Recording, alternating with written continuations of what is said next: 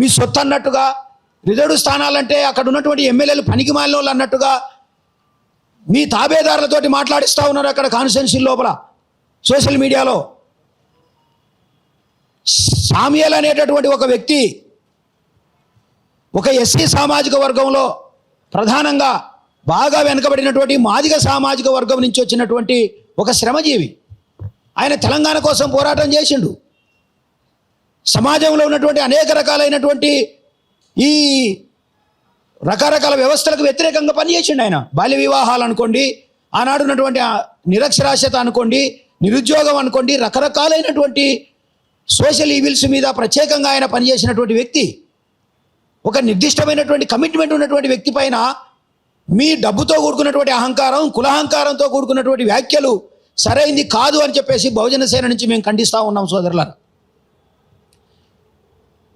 ప్రజాస్వామ్యంలో డాక్టర్ బాబాసాహెబ్ అంబేద్కర్ రాజ్యాంగ ఫలితంగా ఎక్కడో ఒక దగ్గర ఒక 2 సీట్లు వస్తాయి. అది ఎస్సీలకు ఒక 2, ఎస్టీలకు ఒక సీట్ వస్తుంది. బ్యాక్వర్డ్ క్లాస్కి అయితే అసలు లేనే లేదు. ఆ వచ్చిన సీట్లను కూడా మీరు ఇట్లా దురాక్రమణ చేయడం ఏంది?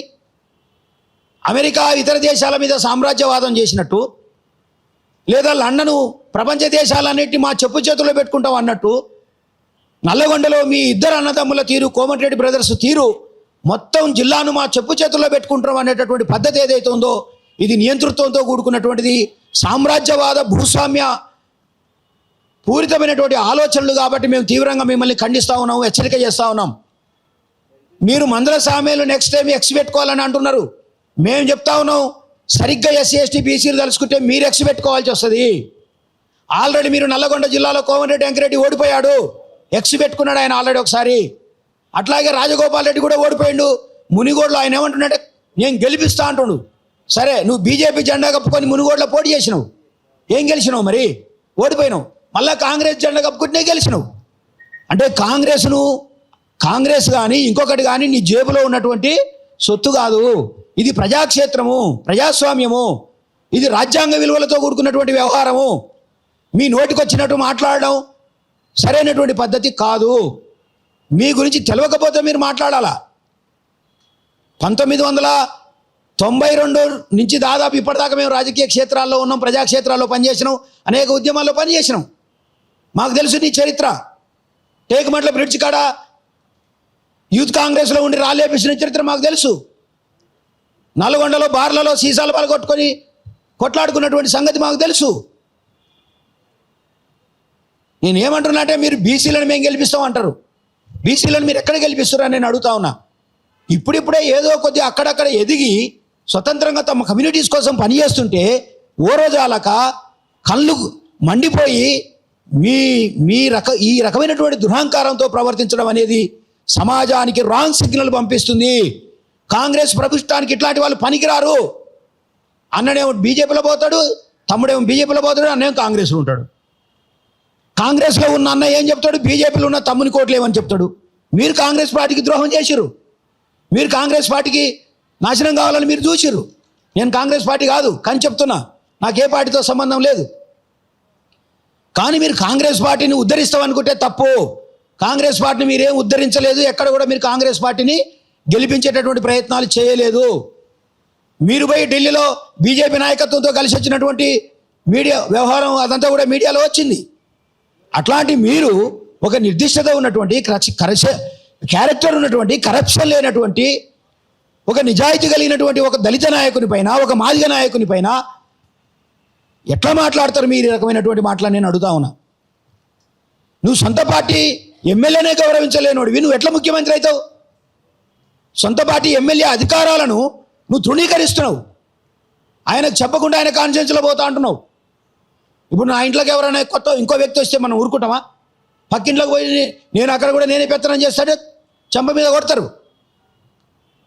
నువ్వు ఇదంతా కూడా మీకు కింది కులాల పట్ల ఉన్నటువంటి చిన్న చూపు, వివక్షత, దురహంకారము, మీకున్నటువంటి ఒక భూస్వామ్య పోకడ, దొరికం ప్రదర్శిస్తూ ఉన్నారు. మీరు జిల్లా మొత్తం మా గుప్పిట్లో పెట్టలా అనుకుంటున్నారు. నేనేమంటున్నా, ఒకటే సవాల్ విసురుతున్నా వీళ్ళిద్దరు బ్రదర్స్కి. మీ దమ్ముంటే నిజంగానే కొడంగల్ పోయి మీరు ఆ పని చేయండి చూద్దాం. కొడంగల్ కూడా పేదోళ్ళు ఉన్నారు, కొడంగల్ కూడా అవసరమైన వాళ్ళు ఉన్నారు, మీరు అక్కడ పోయి చేయండి. లేదా ఉత్తమ్ కుమార్ రెడ్డి పక్కనే ఉన్నాడు హుజూర్ నగర్, మీరు వెళ్ళి అక్కడ పని చేయండి, కోదాడు పోయి పని చేయండి మీరు ఆ పని. పక్కనే సూర్యాపేట ఉంది. రేపు దమ్ముంటే ఆయన ప్రతిపక్షంలో ఉన్న పార్టీ నాయకుడు జగదీశ్వర్ రెడ్డి మీ పార్టీ ఎమ్మెల్యే కూడా కాదు, నువ్వు సూర్యాపేటలో పోయి కార్యక్రమాలు చేయి. ఇదంతా కూడా మీకు చులకన భావం ఉన్నది. ప్రజాస్వామ్యాన్ని నేర్చుకోమని అడుగుతా ఉన్నా నేను వాళ్ళిద్దరిని కూడా, సోదరులను. ప్రజాస్వామ్య విలువల్ని గుర్తించమని అడుగుతా ఉన్నా, రాజ్యాంగ విలువల్ని గుర్తించమని అడుగుతా ఉన్నా. మీరు కనుక ఇట్లే కొనసాగిస్తే ఖచ్చితంగా మునుగోడు, నల్లగొండ జిల్లాల్లో, నల్లగొండ కాన్స్టిట్యున్సీల్లో ఈ ఎస్సీ ఎస్టీ బీసీల యొక్క ప్రతాపం ఏందో కూడా మేము చూపించాల్సి వస్తుంది. బీసీ లీడర్లు ఎదిగితే మీరు ఓర్చుకోవట్లేదు, ఎస్సీ లీడర్లు ఎదిగితే మీరు ఓర్చుకోవట్లేదు.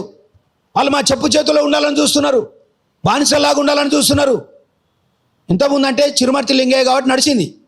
చిరుమర్తి లింగయ్యని మీరు ఎట్లా చేసిర్రు? చిరుమర్తి లింగయ్యని జీతగానికంటే అధ్వానంగా చూసిరు మీరు. ఏదో ఆయనకు నోట్ల నాలుక లేని మనిషి కాబట్టి నడిచింది, కానీ మందల సామెలు అట్లా నడవదు. మందల సామెలు అవసరమైతే తిరుగుబాటు చేస్తాడు, అవసరమైతే మీ పదవులు పోగొట్టి మిమ్మల్ని గద్దె దింపేదాకా ఊరుకోడు. ఆయన తరపున మేము సంపూర్ణ మద్దతు ప్రకటిస్తూ ఉన్నాం. మా కాంగ్రెస్ పార్టీతో సంబంధం లేదు, లేదా ఇంకో దానితో పార్టీతో సంబంధం లేదు. కానీ ప్రజాస్వామ్యంలో రిజర్వ్డ్ స్థానాలకు ఇవ్వవలసినటువంటి గౌరవం ఇవ్వాల్సిన అవసరం ఉంది. బ్యాక్వర్డ్ క్లాస్ ప్రజాప్రతినిధులకు రావాల్సిన గౌరవం రావాల్సి ఉంది. కాబట్టి బీసీలకు కానీ, ఎస్సీలకు కానీ, ఎస్టీలకు కానీ, ఆ ప్రజాప్రతినిధులను కానీ ఈ కుల దురహంకారంతో కూడుకున్నటువంటి ఏ వ్యక్తి మాట్లాడినా, అదొక కోమటిరెడ్డి వెంకరెడ్డి కాదు, ఇంకెవరు మాట్లాడినా మేము సహించేది లేదు. మీకు తగిన బుద్ధి చెప్తాము. వచ్చే ఎలక్షన్స్లో కాన్సన్ట్రేటెడ్గా పనిచేసి మిమ్మల్ని ఓడగొట్టాల్సి వస్తుంది. మీరు ముఖ్యమంత్రి కాదు కదా, మళ్ళీ ఎమ్మెల్యే కూడా గెలవనటువంటి వాతావరణం మేము క్రియేట్ చేయాల్సి వస్తుంది. కాబట్టి సరే మీకు మంచి పేరు ఉండొచ్చు, దాన్ని కాదంటలేం, కానీ దాన్ని ఉపయోగించుకొని పక్కోని సొమ్మును దురాక్రమణ చేస్తామంటే, పక్కోని అధికారాన్ని మేము చేస్తామంటే కుదరదు. సామ్యూల్ గారు ఏమంటున్నాడు?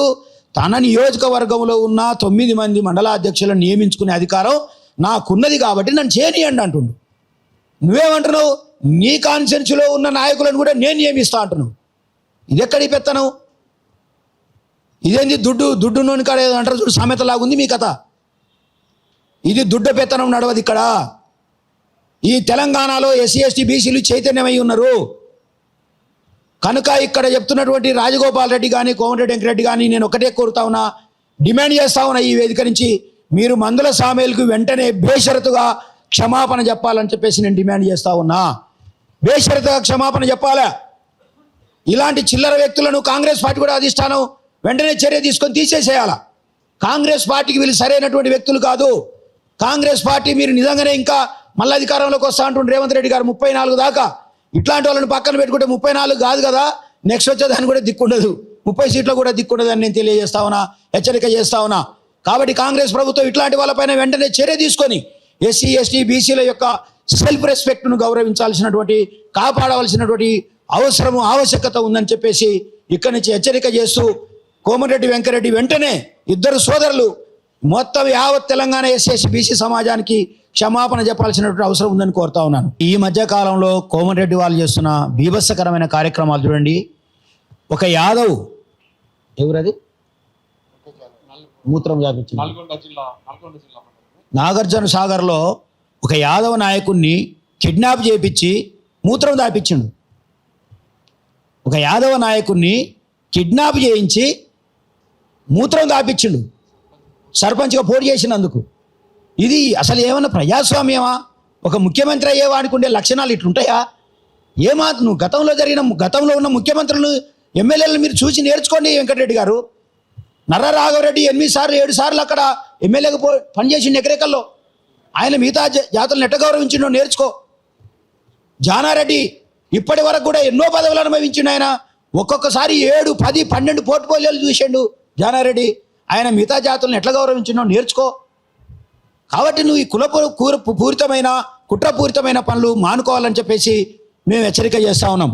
ఈరోజు కోమటిరెడ్డి బ్రదర్స్కి ఒకటి చెప్తా ఉన్నా నేను. నల్లగొండ జిల్లాలో ఇసునూరు రామచంద్రారెడ్డి కంటే పెద్దోళ్ళు అయితే మీరు కాదు. 40,000 ఎకరాల ఆసామి ఆయన. ఇసునూరు రామచంద్రారెడ్డి అంటే 40,000 ఎకరాల భూస్వామి. అట్లాంటి భూస్వామినే తెలంగాణ సాయుధ పోరాటంలో ప్రజలు పరిగెత్తించి సాకలైలమ్మ లాంటి గొప్ప వీరయోధులు పరిగెత్తిచ్చి అతన్ని పూర్తిగా దునుమాడినటువంటి వాతావరణం ఉంది. కాబట్టి మీరు అంతకంటే పెద్ద నియంత్రణ నేను అనుకోవట్లే, అంతకంటే పెద్ద గొప్పలు మీరిద్దరని మేము అనుకోవట్లేము. మీరు మరీ విర్రవీగితే మళ్ళీ ఒక్కసారి విష్ణురు రామచంద్రారెడ్డికి పట్టిన గతే పడుతుంది. అంతకంటే మీరు గొప్పలు కాదు అని అడుగుతా ఉన్నా. నెంబర్ 2, మీరు ఒక ప్రజాప్రతినిధినే స్వేచ్ఛాయుత వాతావరణంలో పనిచేయనిస్తలేరు.